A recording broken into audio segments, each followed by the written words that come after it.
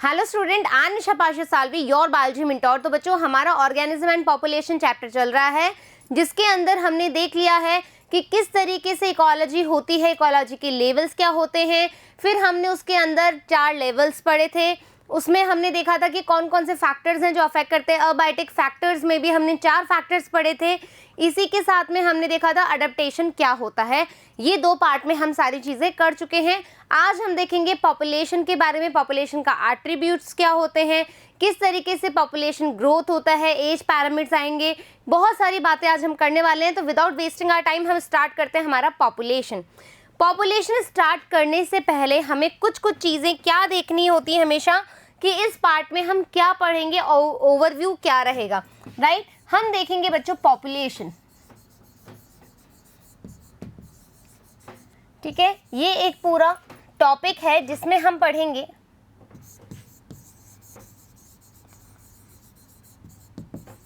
Population, attributes,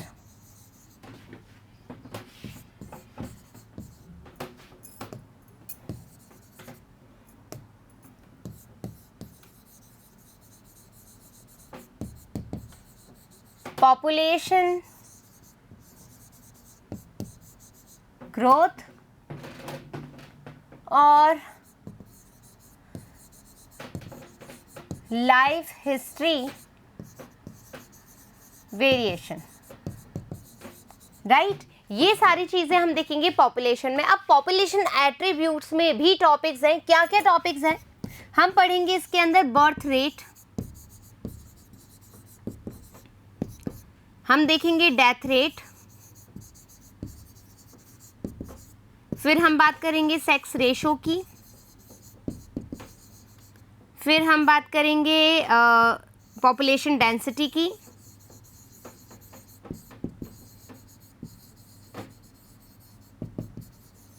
and फिर हम बात करेंगे इसके अंदर हमारे एज पिरामिड्स की, एज पिरामिड्स की, राइट। पॉपुलेशन ग्रोथ में हम क्या देखेंगे? इसमें हम देखेंगे बच्चों exponential growth and logistic growth. तो आज का जो हमारा टॉपिक है उसमें हम पढ़ेंगे ये 2 चीजें, ठीक है। आज का जो हमारा टॉपिक है उसमें हम ये पढ़ेंगे, और इसके बाद वाले पार्ट में हम पढ़ेंगे life history and variation. I hope it is very clear. क्या होगा पॉपुलेशन? पॉपुलेशन में हम एट्रीब्यूट्स की बात करेंगे, इसमें हम birth rate, death rate, sex ratio, population density, age parameters क्या होते हैं। साथ ही हम देखेंगे कि पॉपुलेशन ग्रोथ कैसी होती है। 2 तरह की होती है, एक्सपोनेंशियल ग्रोथ और हमारी लॉजिस्टिक ग्रोथ, राइट। तो स्टार्ट करने से पहले हमें पता है कि जब हमने बात करी थी ऑर्गेनिज्म से, तो हमने कहा था जब सेम स्पीशीज हो, राइट, सेम स्पीशीज का ग्रुप होगा तो उसको हम क्या कहते हैं? पॉपुलेशन कहते हैं। कब? जब वो आपस में इनब्रीडिंग कर सकती है, राइट। पॉपुलेशन की हमने यही देखी थी डेफिनेशन, कि एक पर्टिकुलर एरिया हो, या हम कह सकते हैं कि वहाँ पर सेम स्पीशीज का ग्रुप हो जो आपस में इंटरब्रीड कर सकते हैं, वो ही क्या कहलाते हैं? पॉपुलेशन कहलाते हैं। आ जाओ देख ले डेफिनेशन। पॉपुलेशन क्या है इन इकोलॉजी? अब population may be defined as a group of organism of the same species. Same species के organism occupying a particular space, एक particular area, and the ultimate constituent of the population are individual organism that can potentially interbreed, आपस में interbreed कर सकते हैं। जैसे dogs की population, human की पॉपुलेशन, कैट की पॉपुलेशन। आई बात समझ में? सेम स्पीशीज के ऑर्गेनिज्म का ग्रुप जो एक पर्टिकुलर एरिया में आपस में इंटरब्रीड कर सकते हैं, पॉपुलेशन कहलाते हैं। क्लियर? क्या क्या पॉइंट्स याद रखने हैं? डेफिनेशन जब हमें पूरी याद ना हो तो हमें चीजों को तोड़ तोड़ के समझना चाहिए। मैंने बोला सेम स्पीशीज के ऑर्गेनिज्म का ग्रुप कहां पर? एक पर्टिकुलर एरिया में क्या कर सके? इंटरब्रीड क्या कहलाएगा? पॉपुलेशन कहलाएगा। Clear that? आ गई बात समझ में? आगे चलें। Now we have population attributes. Population attributes, a population has certain characteristic. Attributes का मतलब होता है कि उस पॉपुलेशन के मेन कैरेक्टरिस्टिक्स क्या हो सकते हैं, किस तरीके से हम किसी भी एरिया की पॉपुलेशन को डिफाइन करते हैं, कैसे हम उसको आइडेंटिफाई करते हैं कि इस एरिया में इतनी पॉपुलेशन इंक्रीज हुई है, इतनी पॉपुलेशन डिक्रीज हुई है, तो ये हमें पता लगता है उसके एट्रीब्यूट से। So a population has certain characteristics that an individual organism does not have. A population have birth rate होती है उसकी, death rate होती है, while an individual have birth and death. ये बहुत ही important और बहुत ही गंभीर लाइन हम कह सकते हैं, बहुत ही आंतरिकता से इसका संबंधित है। मतलब आप सोच रहे होंगे कि मैम ऐसा लग रहा है ज्ञान की मूर्ति बन गई है कि बहुत अजीब अजीब से वर्ड ले रही है, लेकिन समझने वाली बात है कि इंडिविजुअल, जैसे कि मेरा बर्थडे आता है, ठीक है, और मेरी डेथ भी आएगी, डेथ एनिवर्सरी भी आएगी, कभी तो आएगी ना, तो इंडिविजुअल का बर्थ और डेथ होती है। लेकिन जब हम पॉपुलेशन के रेफरेंस में बात करते हैं तो वहाँ पर डेथ रेट और हमारी बर्थ रेट यानी कि मृत्यु दर और जन्म दर देखी जाती है। क्योंकि पॉपुलेशन क्या एक बेबी थोड़ा ना करेगी, या एक बच्चा थोड़ा ना मरेगा, या एक पर्सन थोड़ा ना मरेगा, उसमें तो हम देखेंगे कि क्या रेशो रहता है, राइट, क्या दर रह रही है उसकी कि भाई इतने समय में इतने पैदा हुए हैं या इतने समय में इतने मृत्यु हुई है जिनकी। तो यानी कि एक इंडिविजुअल की डेथ एंड बर्थ की बात कर सकते हैं, बट पॉपुलेशन में death rate and birth rate की बात करेंगे। I hope it is very clear, right. An individual has sex male and female but a population has sex ratio. यानी मैं फीमेल हूँ और मेरा ब्रदर मेल है, तो हम क्या कर रहे हैं, इंडिविजुअल को हम डिफाइन कर रहे हैं as a female and male. But जब हम पॉपुलेशन की बात करेंगे तो वहाँ पर हम डिफाइन करेंगे सेक्स रेशो। क्यों? क्योंकि आप ये नहीं बोल सकते हो कि भाई इस पर्टिकुलर एरिया में फीमेल पॉपुलेशन है, इस पर्टिकुलर एरिया में मेल पॉपुलेशन है, नहीं बोल सकते हो। आप कहोगे कि इसका इतना सेक्स रेशो है, जैसे कि यहाँ 40 मेल है, 60 फीमेल है, तो इसका जो सेक्स रेशो है वो ये है। भाई आई बात समझ में? Clear that? चलो आ जाओ कर लेते हैं एक बार बर्थ रेट और ये वाली चीज़ें। बहुत ईजी है बर्थ रेट निकालना और डेथ रेट निकालना। बर्थ रेट की हम बात कर रहे हैं, नॉट बर्थ की बात कर रहे हैं। डेथ रेट और सेक्स रेशो, ये तीन चीजें हैं जो आपको समझनी है, ठीक है। बर्थ रेट को हम बी से इंडिकेट करते हैं, बट बी बोले तो स्मॉल बी, याद रखेंगे बर्थ रेट स्मॉल बी। लेकिन जब हम नेटैलिटी को डिफाइन करते हैं बच्चों, तो या फिर हम उसको बर्थ को डिफाइन करते हैं तो कैपिटल बी से डिफाइन करते हैं। नेटैलिटी को हम किससे डिफाइन करेंगे? कैपिटल बी से। मॉर्टेलिटी को कैपिटल डी से। बट रेट की बात करें हम, बर्थ रेट की, मृत्यु दर और जन्म दर, तो उसमें हम छोटा स्मॉल लेटर यूज करेंगे। प्लीज क्लियर हो गई चीजें? अभी हम जब इक्वेशन देखेंगे आगे तो आपको पता होना चाहिए कि हम कैसे देख रहे हैं, ठीक है। ये बात समझ में आ गई बर्थ रेट की। अब सुनो कैसे निकालते हैं, ठीक है, कैसे हमें निकालनी है। तो आपके पास है, मान लीजिए कि ईयर मैंने ले लिया 2021, ठीक है। 2021 में यहाँ पर चूहे की पॉपुलेशन थी, चूहे की पॉपुलेशन पे बात कर रही हूँ तभी बर्थ रेट निकलेगी, इंडिविजुअल की बात नहीं कर रही। चूहों की पॉपुलेशन थी 100, ठीक है। फिर यहाँ पर 2022 में चूहों की पॉपुलेशन हो गई 120। दैट मीन्स कितने चूहे का जन्म हुआ? 20 चूहों की वृद्धि हुई, ठीक है। बहुत अच्छे से गहराई से समझेंगे। मैंने कहा कि सन 2021 के अंदर जो चूहों का पॉपुलेशन था वो था 100, यानी कि इस 100 को मैं क्या कह रही हूं यहां पर? ओरिजिनल पॉपुलेशन, ठीक है। ओरिजिनल पॉपुलेशन क्या है? इस साल के अंदर 100 है। कितनी बढ़ गई एक साल में? 20 चूहे बढ़ गए, तो 2022 में कितनी हो गई? 120। अब तुम्हें निकालनी है इसकी जन्म दर यानी कि बर्थ रेट। कैसे निकालोगे बर्थ रेट? आ जाओ। तो बी यहां पर आप कैसे निकालोगे बच्चों? ठीक है, बी यहां पर निकलेगा। देखो, जो ओरिजिनल पॉपुलेशन थी वो आप नीचे लिखोगे, कितनी थी भाई? 100 थी। कितनी बढ़ी?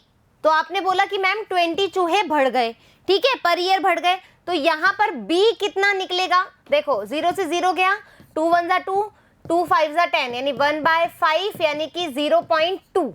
0.2 हमारी जो है बर्थ रेट आई है, किसके लिए, चूहों के लिए। और एक और बात, आपके एनसीईआरटी में 2 एग्जाम्पल दे रखे हैं, एक डेथ रेट के लिए और एक बर्थ रेट के लिए, ठीक है। तो यहाँ पर एक और यूनिट भी दे रखी है कि रेट अपन निकालते हैं तो कैसे निकालते हैं, per capita birth, per capita death, per year birth, per year death, per week death, per week हमारी बर्थ।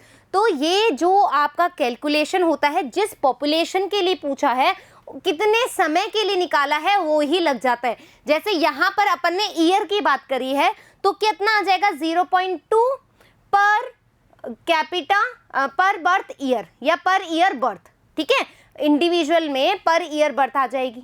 आ गई बात समझ में, पॉपुलेशन का किस्सा समझ में आ गया। अब डेथ का समझो, ठीक है, ये यहाँ लग दूं हटा करके तो सही रहेगा।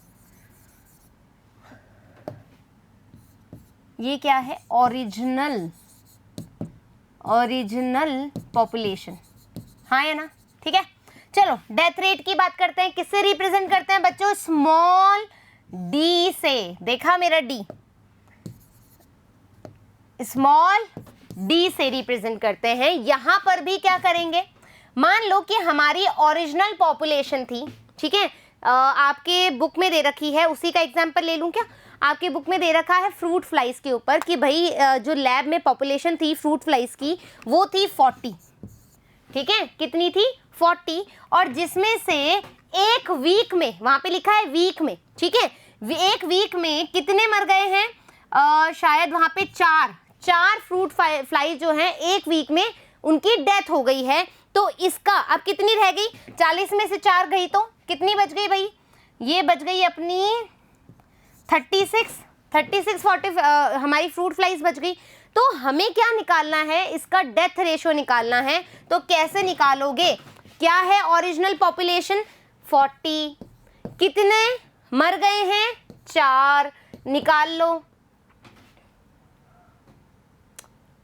कहाँ से करूं, 4 एकम 4, सही है ना मेरे प्यारे बच्चों, सही आई है, सही है कैलकुलेशन।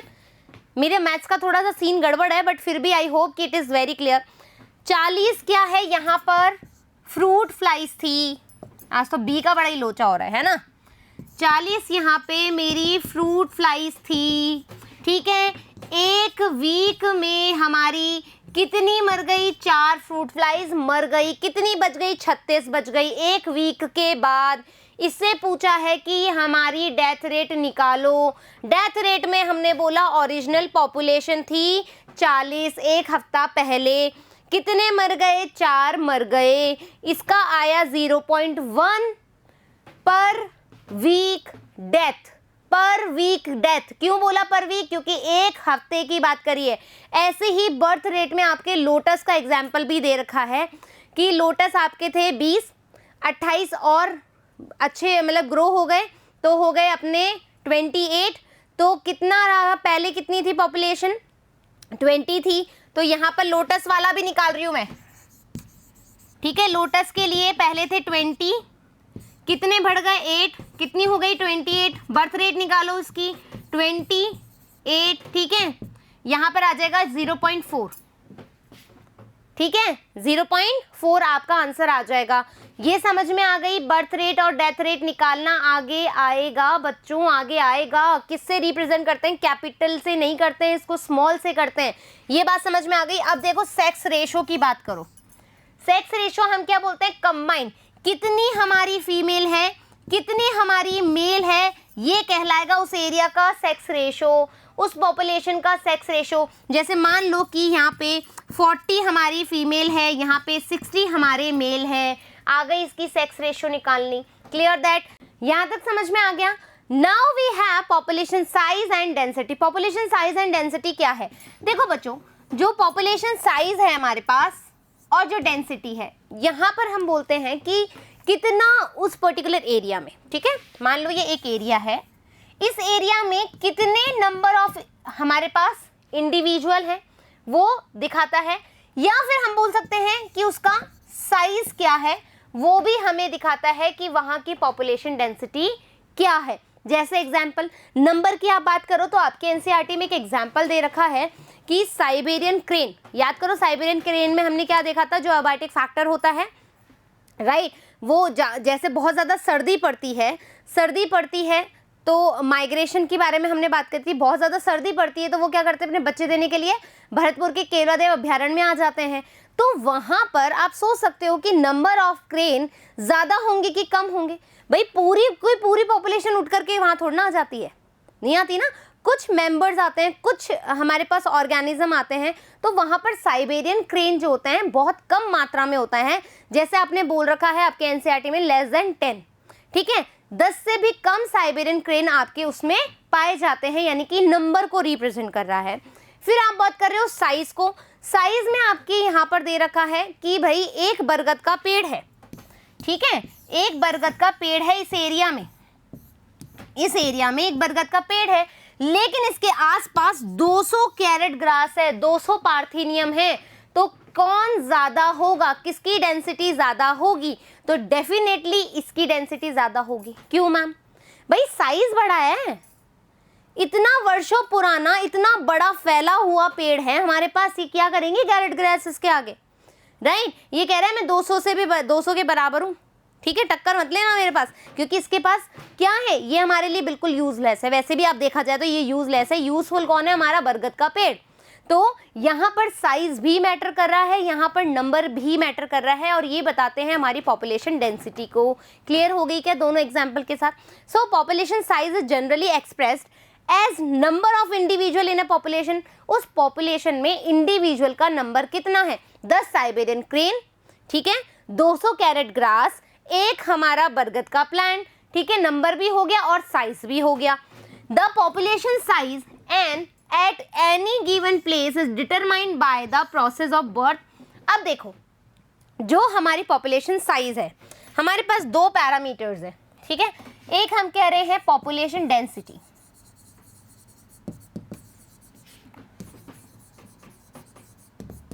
ठीक है, इसको हम रिप्रेजेंट करते हैं कैपिटल डी से, और एक है हमारे पास पॉपुलेशन साइज, जिसको हम रिप्रेजेंट करते हैं कैपिटल एन से। अब ये जो एन है बच्चों, ये 4 चीजों पे डिपेंड करता है। एक करता है ये बर्थ पे, यानी कि नैटिलिटी पे, एक ये करता है हमारी डेथ पे, यानी कि मॉर्टेलिटी पे, एक ये करता है इमिग्रेशन पे, और ये एक और करता है हमारा इमिग्रेशन पे। अब आप बोलोगे मैम ये कैसे समझेंगे हम? बड़ा ही आसान तरीका है, ठीक है, बड़ा ही आसान तरीका है, आ जाओ देख लेते हैं। ये एक सुंदर सा हमारा क्या है, गांव है, बना ले थोड़ा सा गांव जैसा एरिया, ठीक है, थोड़ा सा जब पिक्चर बनाते हैं ना बच्चों तो ज़्यादा याद रहती है, ठीक है। अब मेरी गाय तो बहुत ही गंदी बनने वाली, मुझे पता है इतनी अच्छी नहीं है मेरी गाय, ठीक है, राइट, हल भी बना दे इसके पीछे, ये लो कुछ भी बन गया है, ठीक है, यहाँ पे बंदे बना दे कुछ पगड़ी बना करके, ठीक है, ऐसा लग रहा है तो शेफ है, कोई बात नहीं है, कुछ तो बन ही रहा है, ऐसा तो है नहीं, ये लो भाई महिला भी बना दी हमने, ठीक है। अब बच्चों क्या है कि ये गांव है, हमें आपको इसकी पॉपुलेशन देखनी है, ठीक है, इसका पॉपुलेशन साइज देखना है।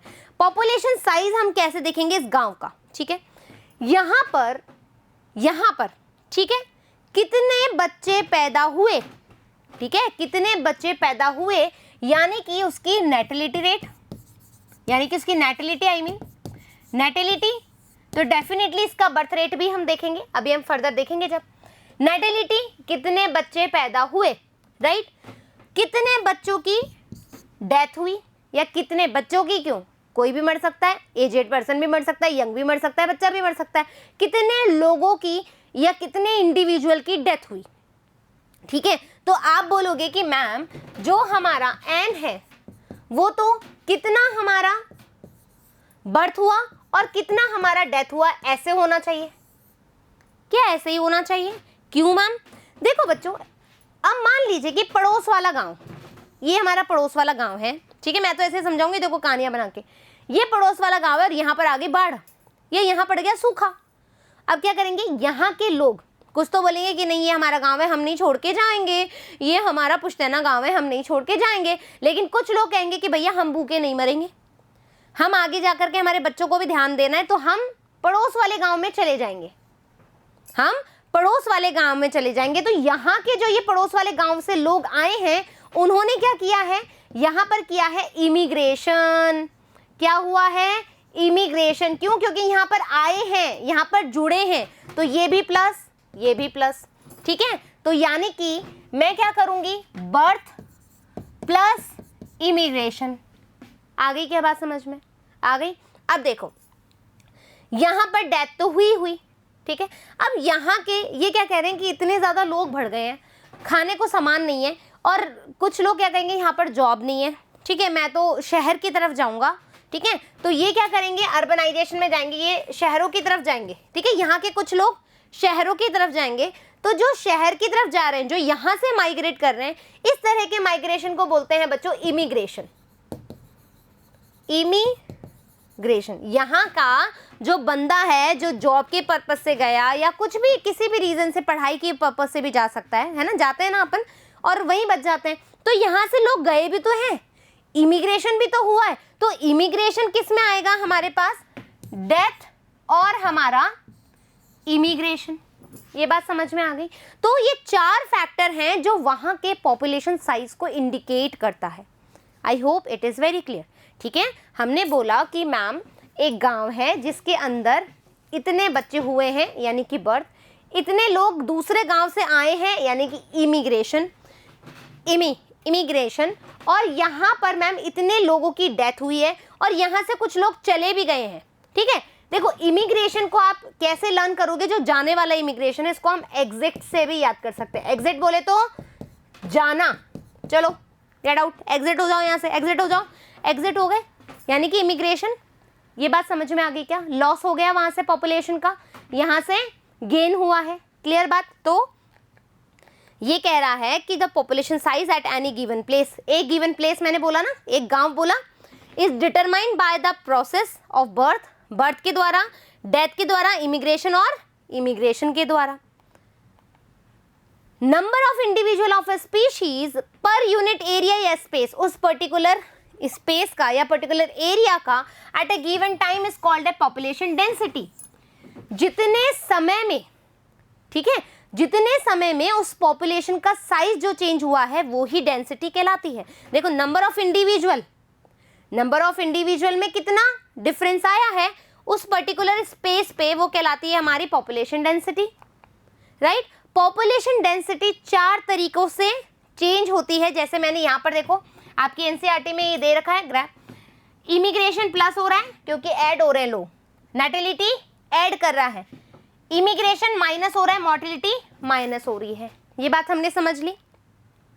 नेटिलिटी क्या है, natality refers to the number of a birth during a given period.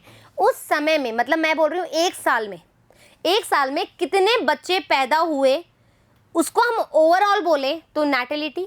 Given a period in the population that are added to the initial density, उस इनिशियल डेंसिटी में मान लीजिए कि यहाँ का 100 पॉपुलेशन था और यहाँ पर 20 बच्चे जो हैं पैदा हो गए, ठीक है, तो यहाँ पर इसका साइज बढ़ गया, यानी कि इसकी डेंसिटी भी बढ़ी है, हाँ या डेंसिटी बढ़ी। Mortality is the number of death in the population given during given period, उस पर्टिकुलर पीरियड में एक साल में कितने लोग मरे हैं, वो भी क्या करती है, पॉपुलेशन डेंसिटी को इंडिकेट करती है। Immigration is the number of individual of the same species that have come into the habitat from elsewhere during the time period under consideration. Immigration जो कि कहीं से आए हैं उस जगह पे, ठीक है, एक पर्टिकुलर पीरियड में। Immigration the number of individual of the population who left, जो कि एग्जिट हो गए हो, जो कि एग्जिट हो गए हो, वो है हमारे क्या, इमिग्रेशन। आ गई बात समझ में। तो now if n is population density, यदि हमारी n क्या है, पॉपुलेशन डेंसिटी है ऑफ अ टाइम t, जो भी आप t ले रहे हो, 1 साल ले रहे हो, 2 साल ले रहे हो, बहुत सारे वर्ष ले रहे हो, तो n हमारी यहाँ पर क्या है, जो कैपिटल एन है वो हमारी यदि पॉपुलेशन डेंसिटी है तो उसको हम कैसे करेंगे, आ जाओ। हम बोलेंगे एन, ठीक है, हम बोल रहे हैं t+1 डेंसिटी कितने टाइम में, तो हमने लिया t+1 कितने टाइम में, t+1, ठीक है। कैसे इंडिकेट करोगे, पॉपुलेशन साइज क्या है, पॉपुलेशन उस टाइम के साथ कितना बढ़ा है, तो वो कैसे आएगा, वो आएगा आपका कितना बर्थ हुआ, कितना आपका इमिग्रेशन हुआ, उसमें से माइनस कर दो कितनी आपकी डेथ हुई, कितने आपके एग्जिट हुए, ये आ जाएगा आपका population density. I hope it is clear. अब एज पिरामिड देखने से पहले एक और चीज समझा रही हूं, आ जाओ।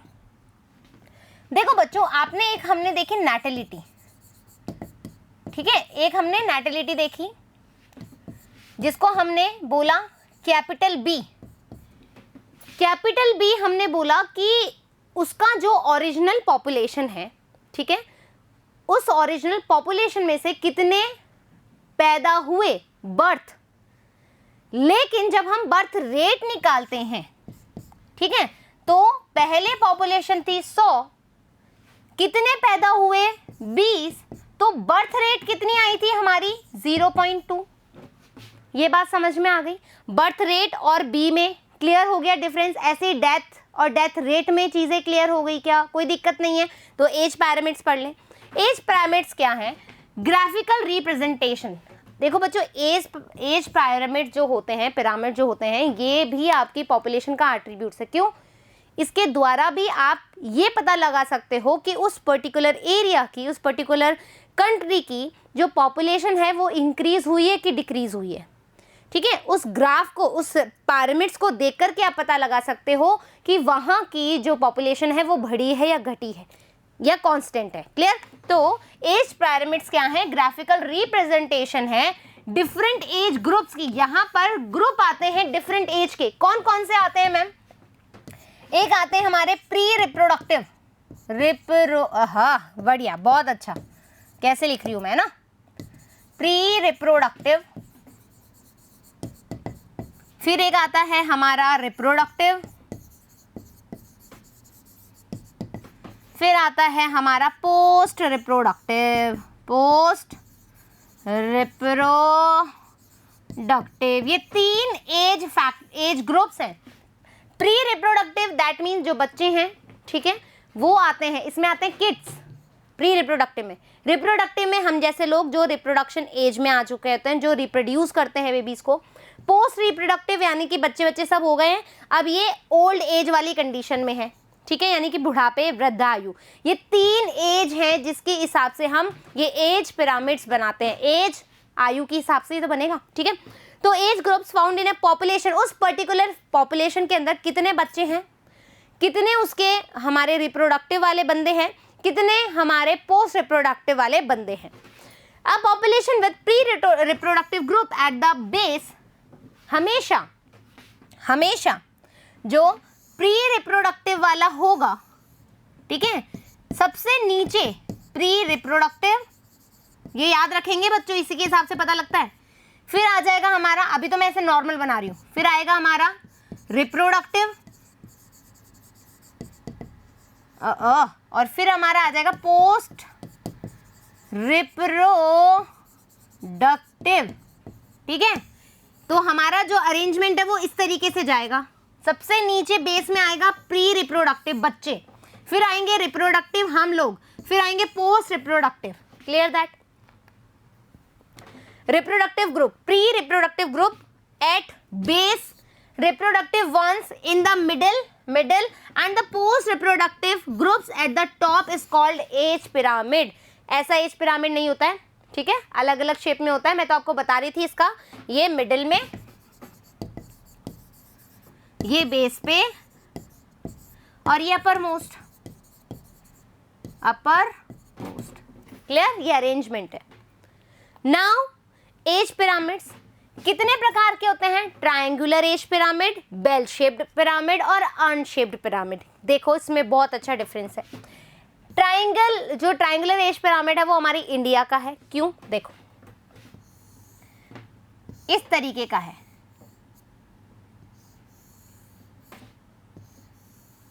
ठीक है, यहां पर आ जाएंगे हमारे किड्स, बहुत ज्यादा हमारे बच्चे हैं। अरे मैं क्या लिख रही हूँ, प्रोडक्शन लिख रही हूँ सीधा ही, बच्चों प्रोडक्शन, ठीक है, प्री रिप्रोडक्शन, रिप्रोडक्शन डक्टिव, यहाँ पे रिप्रोडक्टिव और यहाँ पे हमारे पोस्ट रिप्रोडक्टिव।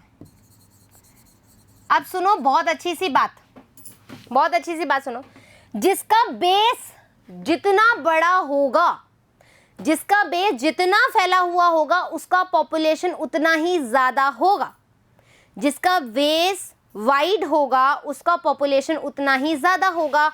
इसका अरेंजमेंट कुछ इस तरीके से जा रहा है, हो गया, कैसा हो गया, ट्रायंगुलर एज पिरामिड। यहां पर एनसीईआरटी में एक बीच में लाइन दे रखी है, ये कुछ भी नहीं है, ये मेल और फीमेल के रेशो को इंडिकेट कर रहा है, ठीक है, मेल एंड फीमेल के रेशो को इंडिकेट कर रहा है। तो पॉपुलेशन कैसे हो रही है बच्चों, इस तरीके से हो रही है, बढ़ती हुई जा रही है, हाँ या ना। तो triangular age pyramid. Bell shaped में कैसे होगा, बेल शेप्ड कैसे बनती है, ये लो बेल शेप। यहां पर ये बेस, बेल शेप में आप देखोगे कि जो प्री रिप्रोडक्टिव है उसी के इक्वल, ठीक है, जो प्री रिप्रोडक्टिव है उसी के इक्वल रिप्रोडक्टिव होंगे। यहां लिख रही हूं मैं, प्री रिप्रोडक्टिव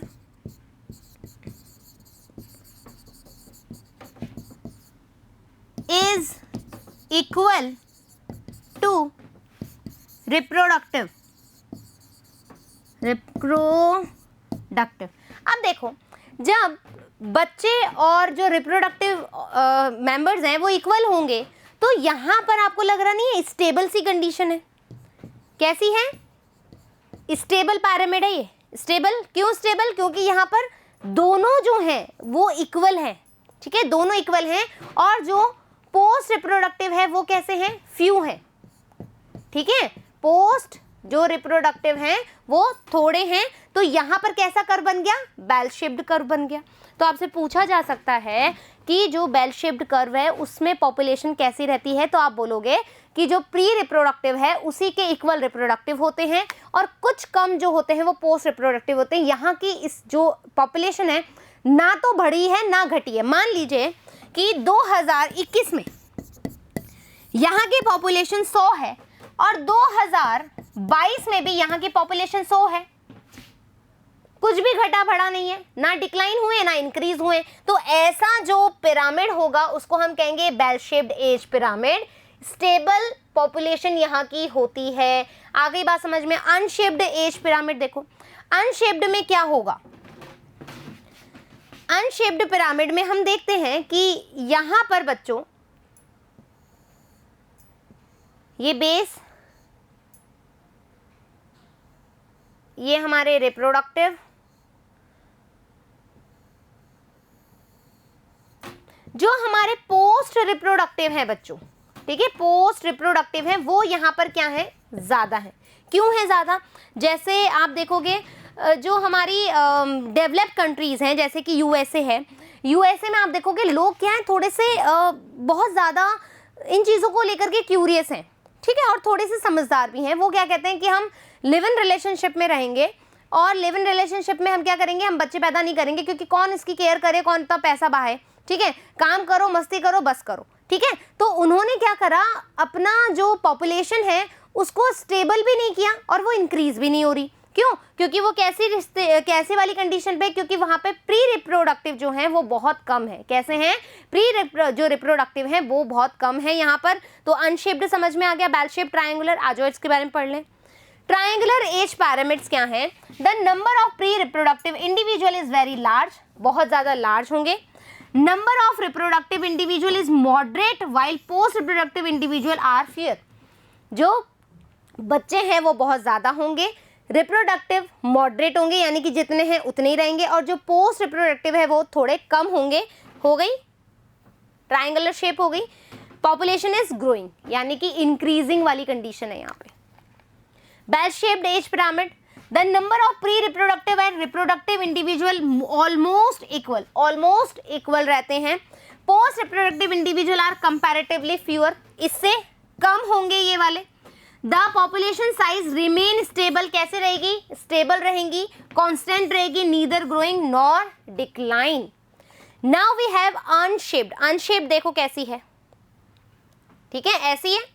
यहां पर क्या है, portion of reproductive age group is higher than the individual in reproductive age group. ये देखो और ये देखो, ये ज्यादा होगा बच्चों, ठीक है, जो पोस्ट रिप्रोडक्टिव वाले पर्सन हैं वो ज्यादा होंगे यहाँ पर। Number of post reproductive individual is also sizeable, it is declining population with negative growth, ठीक है, it is declining population with negative growth. ये कैसी है, डिक्लाइनिंग है, मतलब और नेगेटिव ग्रोथ है ना, गलत है ना, ये ग्रोथ जो है घट तो रही है लेकिन गलत तरीके से घट रही है ना, यहाँ पर नई ब्रीड ही नहीं आ रही, नई ऑफ स्प्रिंग ही नहीं देखने को मिल रही है तुम्हें। क्लियर दैट, आ गई बात समझ में। चलो now we have growth models, very very important, ठीक है। ग्रोथ मॉडल जो है बहुत इजी से है, यदि तुम्हें बर्थ रेट डेथ रेट समझ में आ गई ना तो ये बहुत आराम से हो जाएगा। देखो बच्चों, एक्सपोनेंशियल ग्रोथ और लॉजिस्टिक ग्रोथ। अब यहाँ पर एक थोड़ी अजीब सी बात है, मतलब इसीलिए जो एक्सपोनेंशियल ग्रोथ है वो एक, मतलब हम कह सकते हैं ड्रीम लाइफ है। ड्रीम लाइफ यानी कि सपनों की दुनिया है। क्यों है सपनों की दुनिया? एक्सपोनेंशियल ग्रोथ में क्या होता है, एक तो हम बोल सकते हैं कि अनलिमिटेड रिसोर्सेज होंगे, ठीक है। यहाँ पे कोई प्रीडेशन नहीं होगा, ठीक है, और यहाँ पर हम कह सकते हैं अच्छा खासा एरिया और स्पेस भी प्रोवाइड मिलेगा या हैबिटेट मिलेगा, राइट। तो यहाँ पर एक्सपोनेंशियल ग्रोथ के अंदर अब कहानी सुनो, कहानी एक है ना,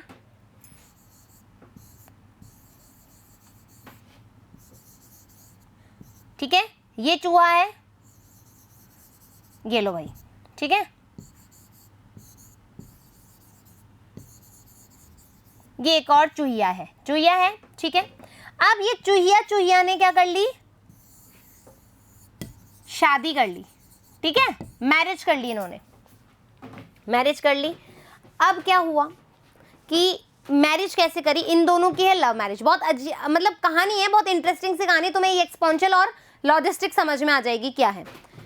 यहाँ पर इसकी जो चूहिया गर्लफ्रेंड है वो रहती है दिल्ली में, ठीक है, और ये गाना गा रहा है, तेरे लिए ही सब कुछ आया मैं छोड़ छाड़ के, ऐसा कुछ गाना नहीं है वो दिल्ली वाली गर्लफ्रेंड वाली, लाइक वैसा ये सॉन्ग गा रहा है, मुझे अच्छे से गाना नहीं आता, सॉरी फॉर दैट। सो ये जा रहा है भैया, और इन्होंने क्या कर ली, वहाँ पर लव मैरिज कर ली। अब देखो, पहले सोचने वाली बात, ये वाकई में सपनों की दुनिया। क्यों?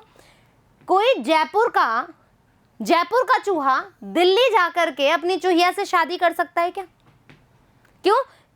ऐसा होगा तो भैया क्या प्रीडेशन नहीं होगा? या जयपुर की बिल्ली इसको छोड़ेगी क्या पहले? ठीक है, बिल्ली छोड़ेगी नहीं, तो प्रीडेशन का खतरा होता है। लेकिन एक्सपोनेंशियल ग्रोथ में क्या होता है कि बिल्ली का खतरा नहीं, प्रीडेशन का खतरा नहीं होता, ऐसा, ठीक है। अब इन्होंने शादी कर ली, हनीमून पे गए, इनके हो गए चूहे वाले बच्चे, ठीक है। अब बच्चे हो गए, बहुत सारे बच्चे हो गए, ये लो बच्चा, ये लो बच्चा, ये लो, ये बहुत सारे चूहे हो गए, बहुत सारे चूहे, ये लो, ठीक है। अब सुनो, यहाँ पर क्या किया, जब इनके पास बहुत सारा खाने की चीज़ें, ठीक है, खाने की चीज़ें, आराम से मौज मस्ती कर रहे हैं, शादी कर ली, खाने वाले की चीज़ें, आराम से बोलो करो बच्चे पैदा, जितने कर सकते हैं करो, ठीक है। और कोई भी डर नहीं है, हमें कोई बिल्ली नहीं खाएगी, प्रीडेशन का खतरा नहीं है, अनलिमिटेड रिसोर्सेज है और बहुत सारा एरिया है, आराम से घूमो, अपना ही एरिया है, ठीक है। जहाँ पर आसपास तुम बिल्ली रख दोगे तो क्या चूहा आराम से घूम सकता है? नहीं घूम सकता। क्या वो दिल्ली वाली गर्लफ्रेंड से जाके शादी कर सकता है? नहीं कर सकता, राइट। क्या वो बहुत सारे चूहे पैदा कर सकता है जब उसके आसपास में प्रीडेशन का और एरिया कम हो और लिमिटेड सोर्सेज हो? नहीं हो सकता। तो एक्सपोनेंशियल ग्रोथ में क्या होता है बच्चों, जो पॉपुलेशन है वो इंक्रीज होती है, कैसे? जूम, ठीक है, कैसे इंक्रीज होती है? जूम, यानी कि जे शेप्ड, देखो बन गया जे, आई बात समझ में। लेकिन ये एक्सपोनेंशियल ग्रोथ बच्चों ऐसा रियल में नहीं होता है, ठीक है, ऐसे रियल में नहीं होता है। कि रिसोर्सेज अनलिमिटेड हो, हमें कोई प्रीडेशन का खतरा ना हो और एरिया भी बहुत सारा हो। तो ये चूहे का जो ख्वाब था ना बच्चों, ये जो ख्वाब था, ये सपना टूट गया, ये सब नींदों में ही चल रहा है। आ गई बात समझ में? अब आ जाओ लॉजिस्टिक, यानी लॉजिक की बात करेंगे। अब लॉजिक की बात करेंगे, दैट मीन्स यहाँ पे लिमिटेड रिसोर्सेज होंगे। कैसे होंगे? लिमिटेड रिसोर्सेज होंगे, यहाँ पे प्रीडेशन का खतरा भी होगा, ठीक है, और यहाँ पर एरिया भी लिमिटेड होगा, हैबिटाट भी लिमिटेड होगा। तो हकीकत में मैं बताऊं तो ग्रोथ मॉडल के अंदर जो लॉजिस्टिक ग्रोथ होती है वो ही रियलिस्टिक होती है, रियलिस्टिक, ठीक है, यही क्या रहती है? रियलिस्टिक। दैट मीन्स यहाँ पर चूहा जो है अपनी जयपुर वाली ही गर्लफ्रेंड बनाएगा और उससे भी डर डर के शादी करेगा। क्यों? क्योंकि बिल्ली ने मार लिया तो गया सपना, और शादी कर भी ली और बिल्ली चूहे को खा गई। तो यहाँ पर जो हमारा चूहिया है उसका तो कैसे अब ग्रोथ अपनी बढ़ाएगी? तो यहाँ पर जो ग्रोथ होगी वो कैसी होगी? लिमिटेड होगी ग्रोथ, ठीक है। कैसी होगी? लिमिटेड ग्रोथ होगी। कैसे? यदि हम एक्सपोनेंशियल ग्रोथ की बात करें, ठीक है, एक्सपोनेंशियल ग्रोथ की हम बात करें तो यहां पर हम बोल रहे हैं कि मैम अनलिमिटेड रिसोर्सेज हैं, हैबिटाट अच्छा खासा मिला हुआ है, कोई प्रीडेशन का खतरा नहीं है। तो हमने इस तरीके से इंक्रीज करी है हमारी, ठीक है। तो क्या आ जाएगा? dn dt dt, यहां पर आ जाएगी अपनी rn, ठीक है। इस तरह का हमारे पास इक्वेशन आएगा। ये इक्वेशन अभी अपन करते हैं, ठीक है। अभी हम थोड़ा सा बेसिक समझ रहे हैं। जब हम लॉजिस्टिक ग्रोथ की बात करते हैं, हाँ जी भाई, लॉजिस्टिक जो है, लॉजिस्टिक ग्रोथ जो है बच्चों, वहां पर जो कर्व बनेगा वो थोड़ा रुक रुक के बनेगा। रुक रुक के कैसे? ठीक है भाई, जब तक मेरे पास खाना है, प्रीडेशन का खतरा नहीं है, तब तक मैं बढ़ूंगा। जैसे ही रिसोर्सेस कम हुए, जैसे ही खतरा बढ़ा, स्टेशनरी फेज आ गई, ग्रोथ रुक गई, और हो सकता है कि प्रीडेशन ज्यादा हो तो डिक्लाइन भी हो जाए, ठीक है। तो यहां पर आप देख रहे हो कि कर्व कैसा बन रहा है। आ गई बात समझ में? क्लियर दैट ये लॉजिस्टिक और ये समझ में आ गया। यहां पर बच्चों कैरिंग कैपेसिटी होती है, ठीक है, कैरिंग कैपेसिटी होती है। कैरिंग कैपेसिटी का मतलब क्या है? सबसे पहले कैरिंग कैपेसिटी बता रही हूँ, फिर अपन रिएक्शन पे चलेंगे कि किस तरीके से ये हमारे पास इक्वेशन आई है।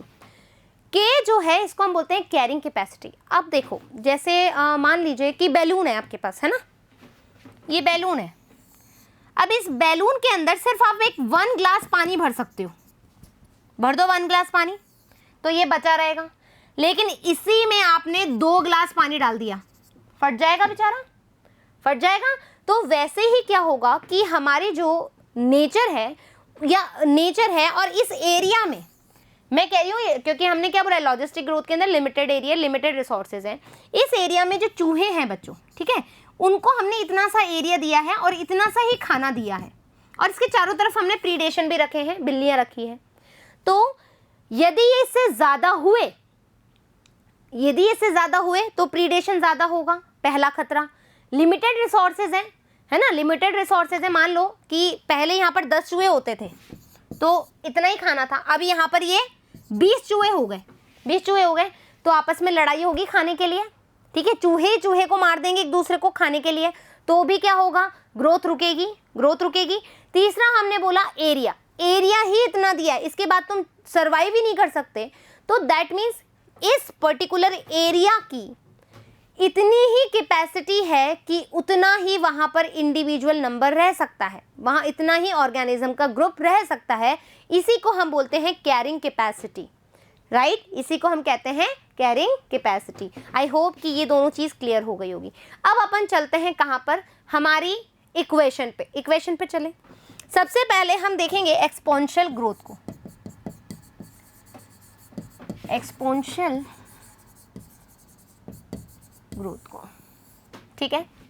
एक्सपोनेंशियल ग्रोथ पढ़ने के लिए ये होता है n नॉट यानी कि जो इनिशियल पॉपुलेशन थी, या मैं कहूं कि जो ओरिजिनल पॉपुलेशन थी,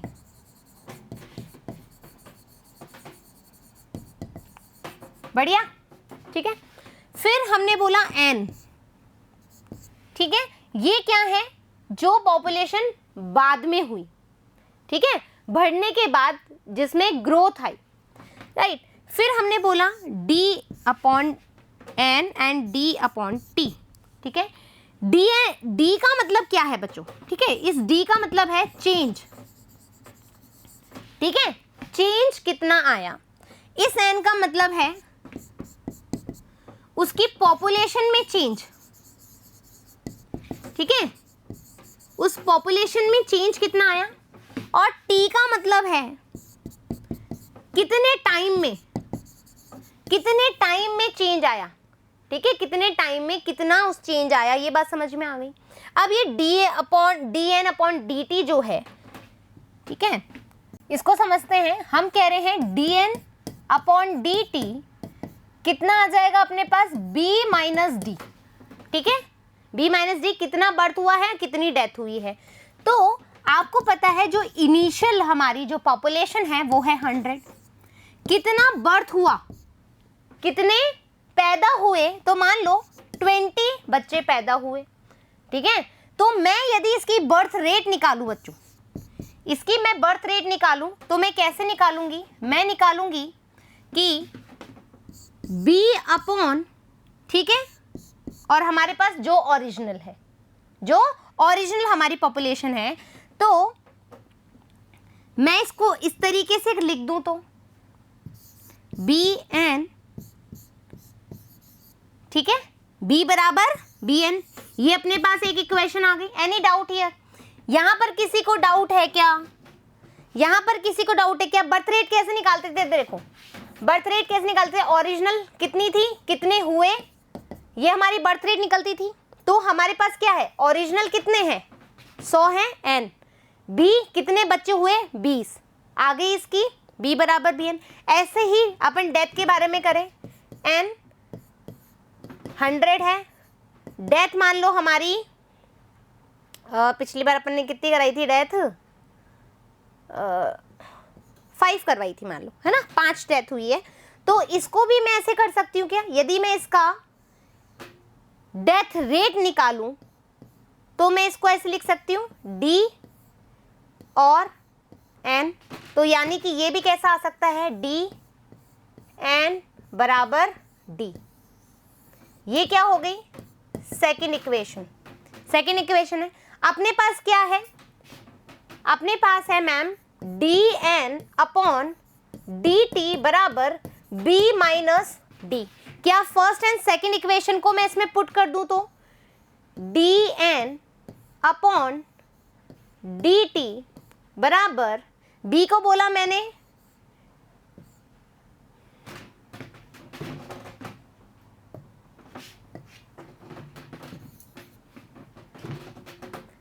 b को मैंने बोला bn, ठीक है, माइनस, और d को मैंने बोला dn। यहां तक क्लियर, यहां तक कोई अपने पास ये इक्वेशन आ गई, ठीक है। अब देखो ये जो अंतर है बच्चों, ठीक है, ये जो अंतर है बर्थ के अंदर और डेथ के अंदर, इसको मैं डिफाइन करती हूं किससे, r से, ठीक है, इसको मैं डिफाइन करती हूं r से, यानी कि b माइनस जो d है, क्यों, क्योंकि n कॉमन आ गया, n कॉमन निकाल लो, पहले n कॉमन निकाल लेते हैं, छोड़ो फिर गड़बड़ कर दोगे तुम, ठीक है। इसमें से अब dn upon dt, n common है, b minus d, n common निकाल लिया, n कॉमन निकाल लिया। अब ये जो b माइनस d है, ये क्या है, रेट है। रेट किसकी है कि कितना हमारा इंक्रीज हुआ है, इंटरनल जो हमारी पॉपुलेशन है उसमें कितना इंक्रीज हुआ नेचुरली, वो कहलाता है हमारी r, ठीक है। r मतलब क्या होता है, यहां लिख दूं r बराबर b माइनस d है। तो हमारे पास क्या आ गई इक्वेशन, इक्वेशन हमारे पास आ गई, अरे यार कहाँ लिखूं, यहां लिख रही हूं dn upon dt equals to rn, ये आ गई हमारी एक्सपोनेंशियल ग्रोथ। क्लियर, कैसे आया, समझ में आ गया। एक बार वापस से रिवाइज कर दूं क्या, आ जाओ, यहां से रिवाइज करूंगी। हमने एक्सपोनेंशियल ग्रोथ की बात करी। एक्सपोनेंशियल ग्रोथ में हमने बोला जो एन नॉट है वो इनिशियल या ओरिजिनल पॉपुलेशन है। एन जो है कितने समय में पॉपुलेशन बढ़ी, ठीक है, कितनी ग्रोथ हुई उसमें। फिर D N D T, D N upon D T का मतलब है डी यानी कि चेंज, एन मतलब कितना पॉपुलेशन टी समय के साथ बढ़ा, टी क्या है, टाइम है, कितना पीरियड आपने लिया। फिर हमने बोला कि dn अपॉन dt जो है वो rn के बराबर है एक्सपोनेंशियल ग्रोथ के अंदर। किस तरीके से ये इक्वेशन आई है, तो मैंने बोला कि आपका जो n नॉट है वो 100 है, ठीक है, b जो है आपका 20 है। तो यदि मैं बर्थ रेट निकालूं, यदि मैं इसको n नॉट ना निकल के यहाँ पे मैंने n लिखा है नॉर्मल n, ठीक है, ये n नॉट ही है असल में, लेकिन इसको मैंने n से रिप्रेजेंट किया क्योंकि हमें ये निकालना है, ठीक है। n इसको मैंने यहाँ पर मल्टीप्लाई कर दिया तो ये इक्वेशन मेरे पास आ गई, b बराबर स्मॉल बी n। फिर ऐसे ही हमने डेथ रेट निकाली तो d equals to capital small d small n। इसको मैंने इसमें इनपुट कर दिया, इक्वेशन 1 और इक्वेशन 2 को मैंने इस पर इनपुट कर दिया तो मेरे पास आ गया dn upon dt equals to bn minus dn, ठीक है। n हमारा कॉमन आ गया, b माइनस d क्या होती है, रेट होती है, नेचुरली उस पॉपुलेशन में कितना इंक्रीमेंट हुआ, कितना डिफरेंस आया, राइट। तो dn अपॉन dt rn, तो dn अपॉन dt रन ऐसे याद कर लोगे। ये किसका है, एक्सपोनेंशियल ग्रोथ का इक्वेशन है। आ जाओ, अब देखो मैं क्या कर रही हूँ, मैं आपको समझा रही हूँ एक बार एक्सपोनेंशियल ग्रोथ। ये तो हमारा दोनों का मिला जुला के कर्व है। एक्सपोनेंशियल ग्रोथ समझ लो, when resources like food and space are unlimited, मैंने कहा एरिया भी अनलिमिटेड है, खाना भी अनलिमिटेड है, पॉपुलेशन ग्रोथ इन एक्सपोनेंशियल और geometric ratio resulting in J shaped curve, dn upon dt rn निकालना आ गया, क्लियर। चलो, इफ एन पॉपुलेशन, अब देखो आपके ये दे रखा है dn upon dt b minus D into N, ये मैंने आपको सिखा दिया है, आप इससे भी कर सकते हो, जो मैंने आपको बताया वो ज़्यादा ईजी है। If A population size n है तो बर्थ रेट क्या होगी, पर कैपिटा निकलेगी b and death rate per capita निकलेगी स्मॉल d, देन इंक्रीज और decrease in n during unit time period t, dn upon dt will be क्या होगा t, यहाँ आ जाएगा b minus D into N, फिर b एंड d बराबर r है तो dn अपॉन dt rn हो गया, क्लियर दैट। आ गई बात समझ में, ये वाला ग्राफ समझ में आ गया। आ जाओ, there are in equation is called, r का मतलब क्या है, intrinsic rate of natural increase, कितना रेट इंक्रीज हुआ है उस नेचुरल पॉपुलेशन के अंदर नेचुरल तरीके से, and is very important parameter chosen for assessing impact of any biotic और abiotic factor on the population growth. क्या मतलब हुआ इस आर का, क्यों ये इंपॉर्टेंट है, ठीक है। जैसे मैंने चूहे की कहानी ली, चूहे का उस मैंने बोला intrinsic rate of natural increase का जो इंट्रिंसिक रेट है वो हमारा स्मॉल आ रहा है, इस पर अबायोटिक और बायोटिक दोनों का इफेक्ट पड़ता है। हम उसी के आधार पर उसका पॉपुलेशन निकाल सकते हैं, उसकी साइज, उसकी डेंसिटी निकाल सकते हैं। कैसे निकाल सकते हैं, चूहा, ठीक है, ये चूहा है, ये लो, ठीक है, ये चूहा है। अब देखो अबायोटिक फैक्टर्स हमारे टेम्परेचर, लाइट, ये हम पढ़ चुके हैं। बायोटिक फैक्टर, बिल्ली खा गई, खत्म, इसकी जो नेचुरल इंक्रीज था उस पर असर पड़ेगा, हाँ है ना। कहाँ ये 10 चूहे पैदा कर सकता था, वहां भी एक भी नहीं कर पाएगा, रहेगा ही नहीं तो कहाँ से पैदा करेगा। आ गई बात समझ में, क्लियर कहानी, आर की क्लियर कहानी। आ जाओ, to give you some idea about the magnitude are values, अपने पास एनसीईआरटी में नॉर्वे रेट, देखो चूहे की जो संख्या है वो दे रखी है, आर की वैल्यू 0.015, ऐसे ही फ्लोर बीटल की दे रखी है 0.12 और 1981 में इंडिया की दे रखी है 0.0205। आ गई क्या बात समझ में। इसी के हिसाब से हम देखते हैं पॉपुलेशन कितनी इंक्रीज हुई, उसकी डेंसिटी कितनी बढ़ी है। व्हेन वी प्लॉट एन, अब देखो आपके यहाँ पर एक ये इक्वेशन दे रखी है, एन टी बराबर N naught E R T, ठीक है। यहाँ पर ई में क्या है, ई एक लॉगरिथम है, एक लॉग वैल्यू है जिसका हमें कुछ नहीं करना, हमें सिर्फ ये याद रखना है कि N t population density after time t, N naught population density at time 0 initial level पे, r interesting rate of natural increase, e the base of natural logarithm है, इसका वैल्यू है, ई का वैल्यू रख के अपन निकाल सकते हैं, क्लियर। चलो, लॉजिस्टिक ग्रोथ क्या है, लॉजिस्टिक ग्रोथ के अंदर क्या होगा बच्चों, एस कर्व मिलेगा। क्यों मैंने बोला था इस तरीके से कर्व मिलेगा। कैसा है ये? एस शेप, ठीक है, एस शेप्ड है। अब सुनो होगा क्या, यहां पे मैंने बोला कि इसका जो फॉर्मूला है dn/dt, ये आ जाएगा हमारा rn, ये तो निकालना आ गया। इसके अंदर बस आपको ये दे रखा है k-n/k, ठीक है, ये दे रखा है।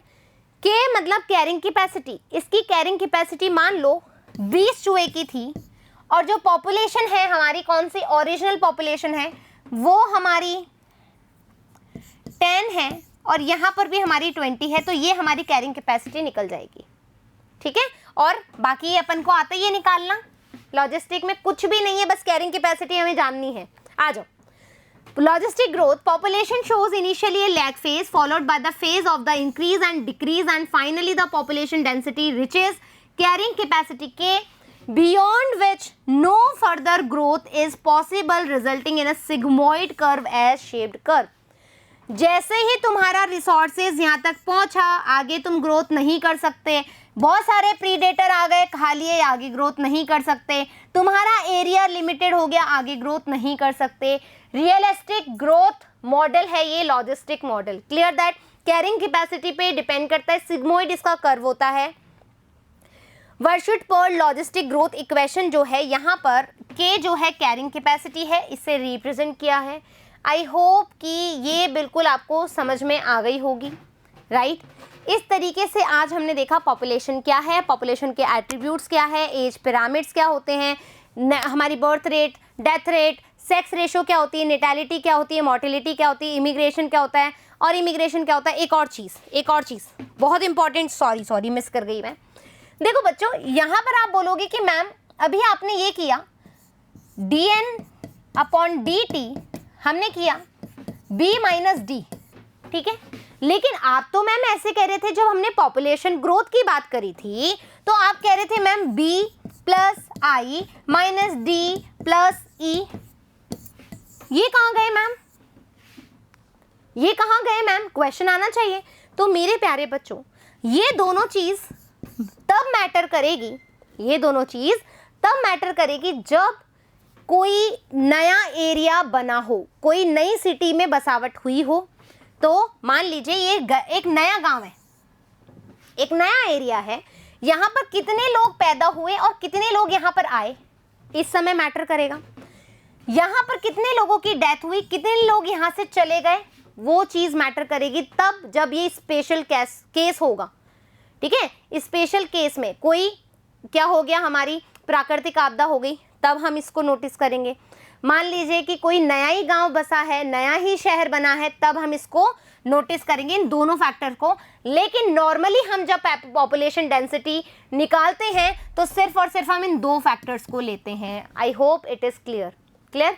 चलो, इस तरीके से हमने ये वाला पार्ट कंप्लीट कर लिया है। इसके बाद हम देखेंगे कि लाइफ वेरिएशन कैसे होते हैं, लाइफ हिस्ट्री वेरिएशन क्या है, और हमारा सबसे important topic of this chapter जिसमें हम बात करते हैं रिलेशनशिप की। यहाँ से आप देखोगे भरमार क्वेश्चन आए, प्रीवियस ईयर के जो क्वेश्चन आए सबसे ज़्यादा वो बच्चों यहीं से आए। कहाँ से?